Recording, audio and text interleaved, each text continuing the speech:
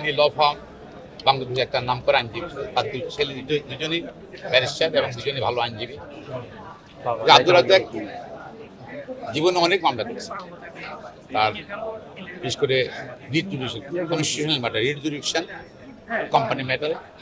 আর criminal মামলা উনি কম করতেন, বাট ক্রিমিনাল মামলা করেছেন এবং তার অনেক উল্লেখযোগ্য মামলা রিপোর্টেড হয়েছে আমাদের বিভিন্ন ডিএলআর ডিএলডি সব বিভিন্ন এবং ওনার কিন্তু উনি মৃদুভাষী ছিলেন, উনি খুবই মৃদুভাষী ছিলেন এবং মানুষের সঙ্গে খুব সফট ব্যবহার করতেন।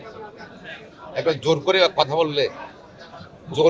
বললে ধমক দিয়ে কথা বললে যে নেতা হওয়া যায় তা না। হি ওয়াজ অ্যাকচুয়ালি মানে ন্যাচার লিডার ছিল এই জগতে। তার এই ব্যক্তিত্ব তাকে কিন্তু শ্রদ্ধার পাত্র করেছে। আমি বলছিলাম জানা যায় আর প্র্যাকটিস আসার 5 থেকে 30 বছর আগে থেকে আমি একদিন রাগ করে কথা বলছিলাম, 2-3 বছর পরে।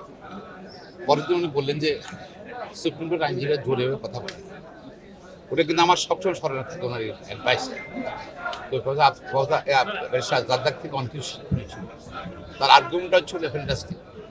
প্রতিটা মামলা উনি অত্যন্ত প্রস্তুতি নিয়ে কিন্তু রেফারেন্স, এতে যারা কোর্টে থাকতো জুনিয়র লয়াররা তারা অনেক খুশি।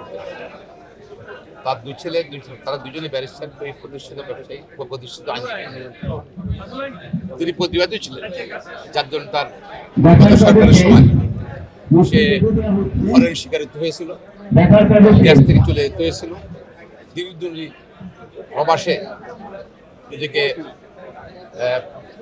রেখেছেন এবং তার ফরেন ভয়তে তিনি দেশে আসতে পারেননি। সরকার পরিবর্তন করে 5ই আগস্টের পর দেশে আসছে, দেশে তিনি অসুস্থ হয়ে পড়ছেন। তার মৃত্যুতে আইন জগতে অনেক বড় সুবিধা সৃষ্টি হলো। আশা করি এবার কতই পূর্ণ হবে আমি জানি না। Thank you.